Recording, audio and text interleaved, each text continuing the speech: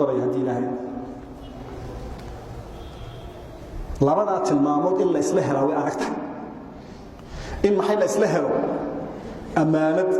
iyo cibaado iyo alla ka cabsi iyo diin garasho iyo damiir nool iyo dareen xulan in la isla helo halka ah halkanna aqoon iyo karti iyo kudhac iyo geesinimo labada tilmaamood inay dad ku kulmaan aad bay u yarta laba kooxood u baa la noqdaa koox xaggan ah oo aqoontii loo wixii loo laakiin de سبيل فهم يا كوح كلو هالكلو نظيفة مساجدي كبوحة كتبتي آخر سنة لكن وح الله لو وح الدون كسر على شغل كل هاي سبحان ربك ها ما عنده كذا كي متبان خطبة دقيستي نبى خطبة أخرنا ورقد لك أخرنا يا وكذا برتميد مركاسا وحود عينيا وقرضي تركيا المسلمين تحكم الجريمة كمان لو كنت تقبل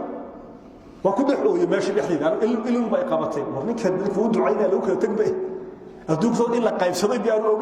في وانا صالح القرآن كحافظون وعد معانو لكن أمير المؤمنين كي تركنا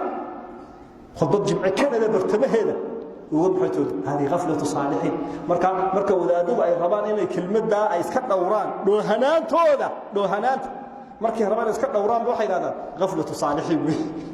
ghafl wasamaanaya wa ghaflatu saalihiin ma aha wa ghaflatu taalihiin oo qofku inaanu adduunkiisa aanu la soconin umar baa markaa kelmad adag yiri intaas aan kaga baxaya umar baa kelmad yiri markaa wuxuu arkay umar dadkii diinta lahaa ee xaqqa ku taagnaa oo gacan ku gabad ah gaaladii iyo mujrimiintiyo hore u soo fadhida sawirad ma markaas uu kelmad ilaahay buu bariyay ilaahayow waxaan ka magan galay buu qof xaqi gacantiisa ku jirto laakiin gacan ku gabado dhoomanaya